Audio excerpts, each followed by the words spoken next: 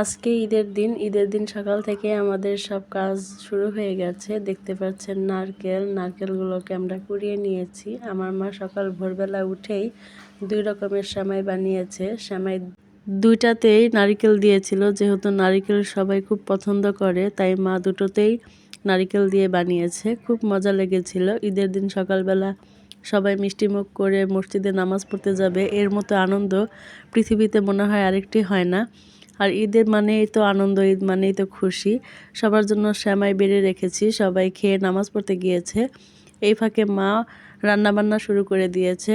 এই তো দেখতে পাচ্ছেন গরুর মাংস, ময় মশলা সব কিছু রেডি করে পোলাও রান্না বসিয়ে দিয়েছে। পোলাওটা কিছুক্ষণ নেড়ে চেড়ে দমে দিয়ে দিয়েছে, এরপর বসিয়ে দিয়েছে গরুর মাংস। ঈদের দিন গরুর মাংস ছাড়া তো জমেই না। মা গরুর মাংস রান্না করলে আমরা সবাই খুব পছন্দ করি মায়ের হাতের গরুর মাংস। এরপর রান্না করেছে বিরিয়ানি বাসমতি চাল দিয়ে। বিরিয়ানি রান্না করার জন্য যাবতীয় যা কিছু লাগে সব কিছু দিয়ে মাংসটাকে ভালোভাবে কষিয়ে নামিয়ে নিয়েছে।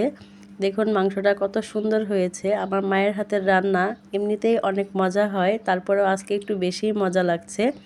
বাসমতি চালটাকেও ফুটিয়ে নিয়েছে, ফুটিয়ে ভালো করে একটা বড় পাতিলের মধ্যে সুন্দরভাবে সাজিয়ে নিয়েছে। বিরিয়ানিটা খুব মজা হয়েছিল, যেহেতু আমাদের বাড়িতে মেহমান দাওয়াত ছিল এবং আমরা নিজেরাও খেয়েছি, তার জন্য একটু বেশি বেশি রান্না করেছি।